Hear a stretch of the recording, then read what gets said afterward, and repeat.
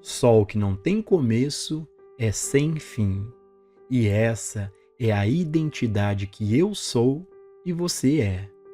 Esta é a revelação do Natal, do ser imortal que somos.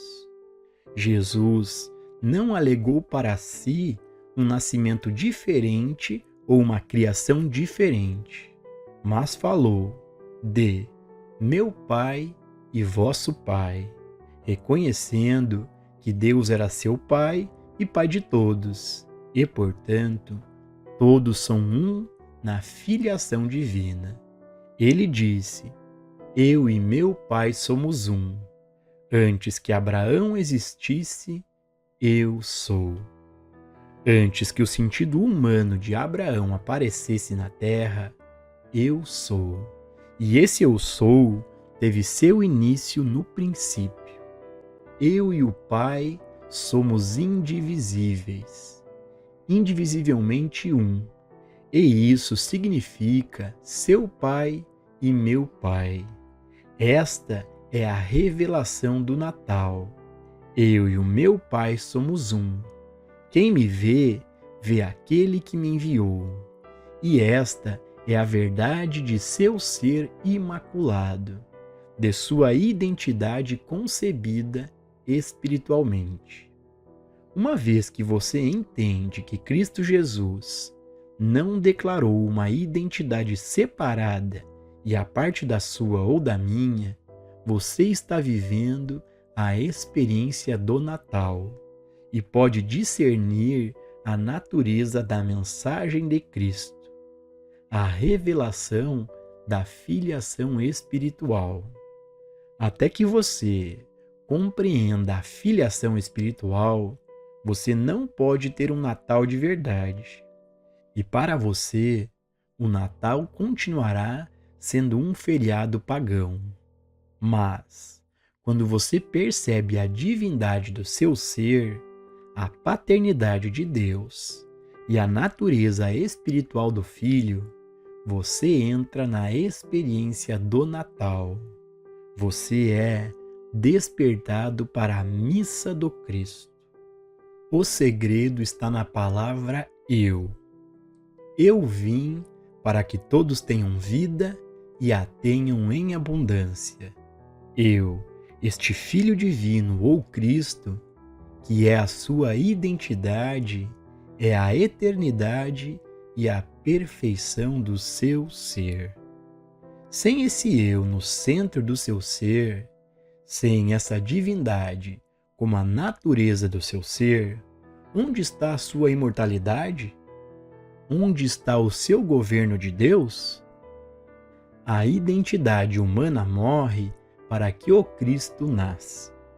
Assim, à medida que você permanece mais e mais em silêncio e recebe luz de dentro, você descobre que Deus plantou paz na terra, plantou abundância, harmonia e saúde.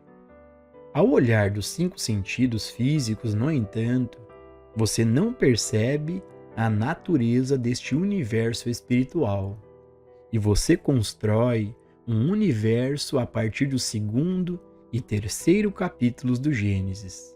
Uma criação sua, na qual você coloca rótulos em tudo e nomeia algumas coisas boas e outras más. Mas lembre-se de que, enquanto persistir em olhar através da mente humana, você continuará a testemunhar o bem e o mal, a abundância e a carência, saúde e doença, vida e morte. É somente quando você aprende a ficar quieto e ouvir a voz mansa e delicada, que a revelação é dada a você sobre a natureza espiritual do seu ser. O nascimento de Cristo, então, ocorre dentro de você e a individualidade humana morre. A individualidade humana não pode ser espiritualizada. A individualidade humana não pode receber a graça de Deus, porque não conhece as coisas de Deus. Para receber as coisas de Deus, é necessário morrer diariamente.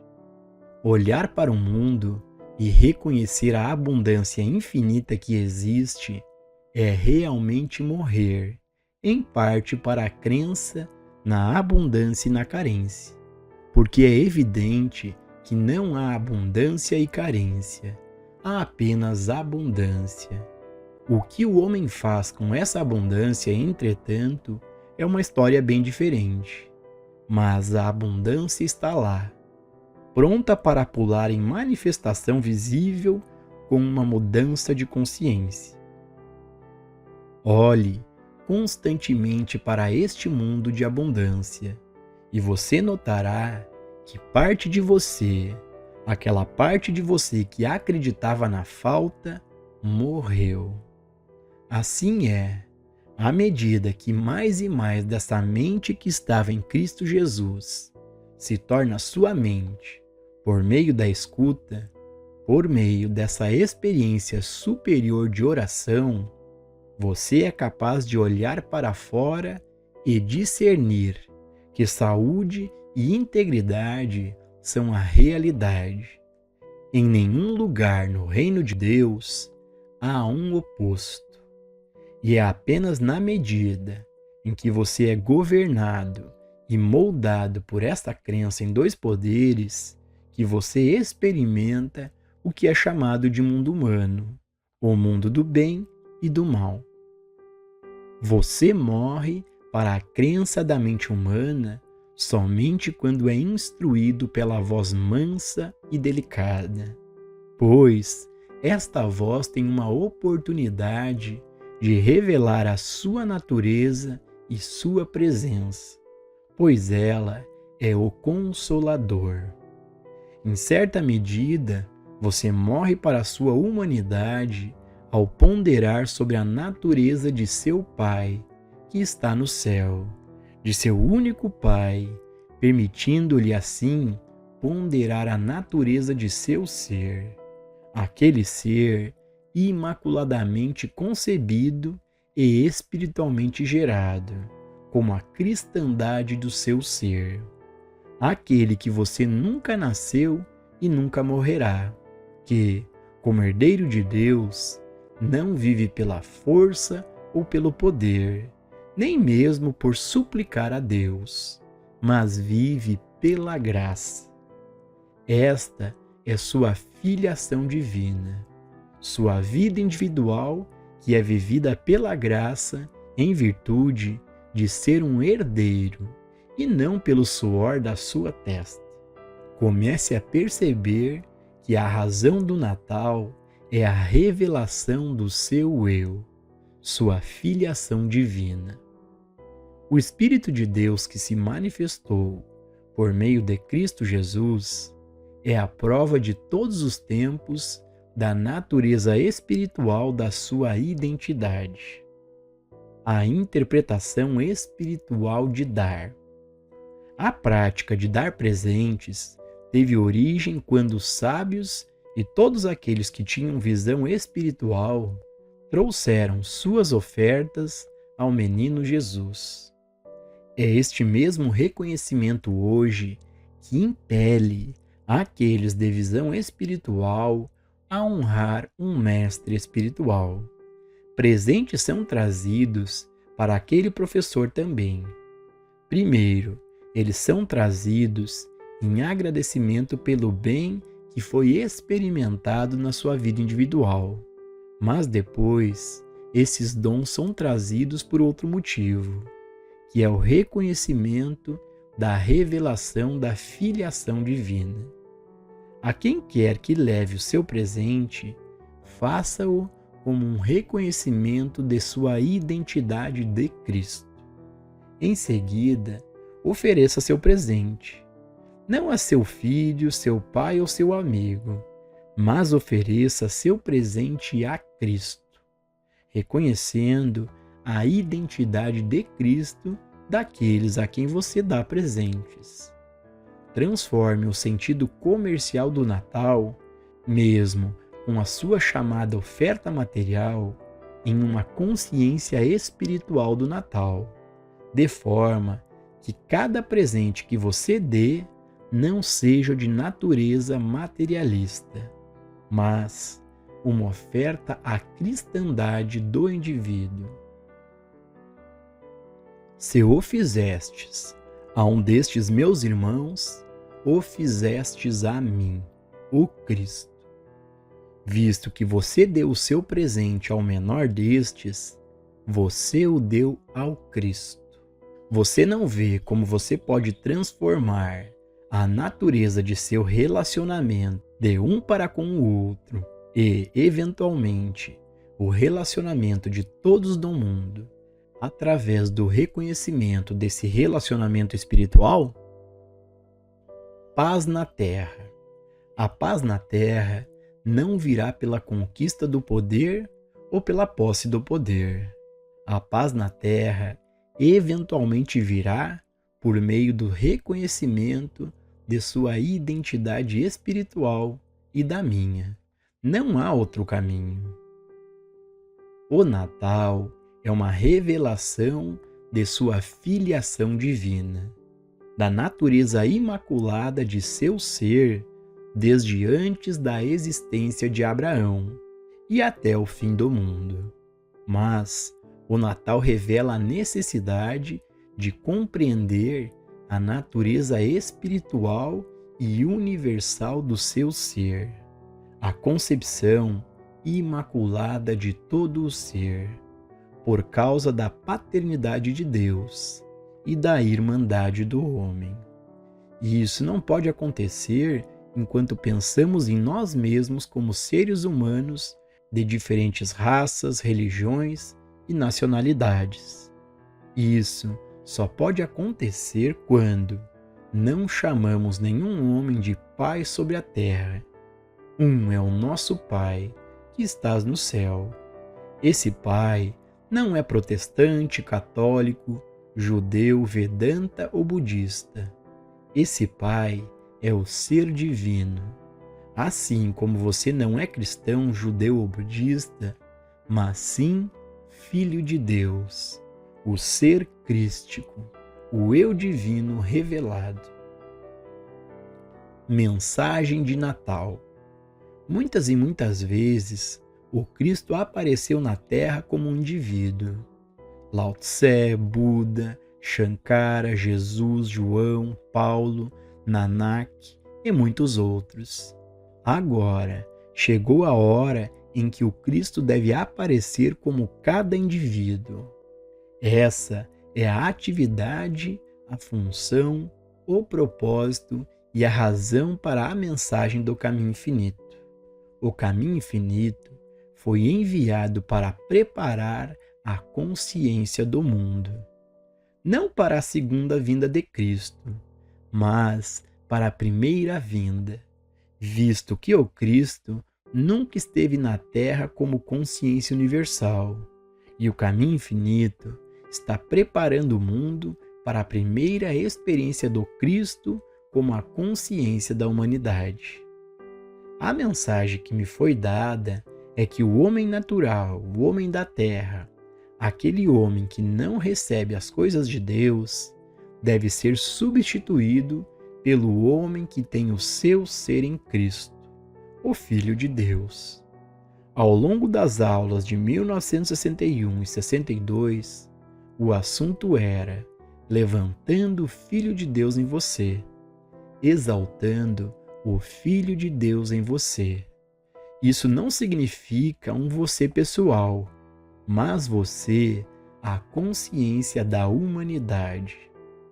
Tudo que o caminho infinito realiza com você como pessoa, ou com qualquer um de nossos professores ou praticantes, é incidental, apenas para a função principal, que é revelar a primeira vinda de Cristo como a consciência da humanidade. Esta será a primeira vez que isso acontecerá na face do globo, e será a última vez, porque o Cristo nunca se perderá, uma vez que seja estabelecido. O Cristo pode ser perdido quando vem com uma consciência de apenas um indivíduo ou mesmo com uma consciência de um grupo. Porque quando esse indivíduo ou grupo deixa a Terra, a consciência vai embora. Mas, quando o Cristo vier como a consciência da humanidade, nunca mais estará ausente no mundo. Resolver as coisas espiritualmente? Nota de gabinete. Muitas cartas chegam à minha mesa de pessoas que escrevem que desejam resolver as coisas espiritualmente. Eu sou muito franco ao dizer que não acredito na maioria delas. Muitos escrevem sobre dificuldades que envolvem questões financeiras ou jurídicas, mas dizem que não querem tomar medidas legais. Alegam que querem resolver isso espiritualmente. Na verdade, o que eles querem é apenas tentar fugir de uma responsabilidade normal e natural. Em todos os casos, onde há questões jurídicas envolvidas, em matéria de testamento, negócios imobiliários e de corretagem ou contratos de royalties com o editor, eu cuido deles, obtendo o melhor conselho jurídico que possa encontrar. O sentimento não desempenha nenhum papel nisso para mim, apenas integridade, experiência e habilidade. Se aqueles a quem procuro aconselhamento profissional tiverem essas qualidades, eles podem seguir qualquer religião que escolherem. Não temos o direito de aceitar ninguém pela fé simplesmente porque ele é um estudante do caminho infinito, da ciência cristã ou da unidade. Estar afiliado a qualquer um desses ou qualquer grupo religioso não significa necessariamente que uma pessoa atingiu a consciência desse ensinamento. Mesmo que os alunos tenham assistido às aulas do caminho infinito, isso não significa que tenham atingido o grau de consciência que garantirá sua conduta correta. Por causa da tentação humana, não é fácil para todos eles manterem-se imaculadamente limpos ao lidar com os outros. Ninguém deve escolher um corretor da bolsa, um corretor de imóveis ou um advogado porque ele é um estudante do caminho infinito. Se eu fosse escolher qualquer um deles, eu escolheria por sua integridade e habilidade profissional. Não importa se ele é um estudante do caminho infinito ou um ateu. Habilidade e integridade, não religião, seriam os fatores determinantes para contratar seus serviços. Claro, se houver um corretor de imóveis competente ou advogado disponível e ele for um estudante do caminho infinito, eu posso escolhê-lo, mas nunca simplesmente porque ele está no caminho infinito. Muitas pessoas podem achar defeitos nessa forma de pensar, mas essa é a minha maneira de fazer negócios. Estou lhe dizendo como me sinto sobre essas questões, não apenas para o seu próprio bem, mas, mais especialmente, para que você possa contar às outras pessoas com que tenha contato, porque quanto mais tempo você estiver neste trabalho, mais pessoas virão a você por conselhos. Conselhos sobre hotéis, corretores da bolsa, advogados e banqueiros. Em qualquer de seus negócios, não tome as coisas como certas e diga: deixa Deus fazer isso, seguindo assim uma política à deriva. Você também não deve aceitar a palavra de uma pessoa em questões de negócios como se ela fosse uma autoridade final e definitiva. Fazer isso é se apoiar em algo tão passageiro quanto a grama no campo. Hoje aqui, amanhã acabada. Use a inteligência que lhe foi dada por Deus, no nível mais alto que puder. Mas isso você não faz de forma alguma quando diz: vou deixar isso para Deus. Agora, sejamos claros sobre isso. Como estudantes espirituais, nunca devemos fazer nada sem nos voltarmos para dentro. Então, devemos ouvir, nunca nos movendo ou fazendo nada sem orientação interior. Independentemente de quão informado e capaz você seja em qualquer área, primeiro volte-se para dentro e busque essa orientação interior.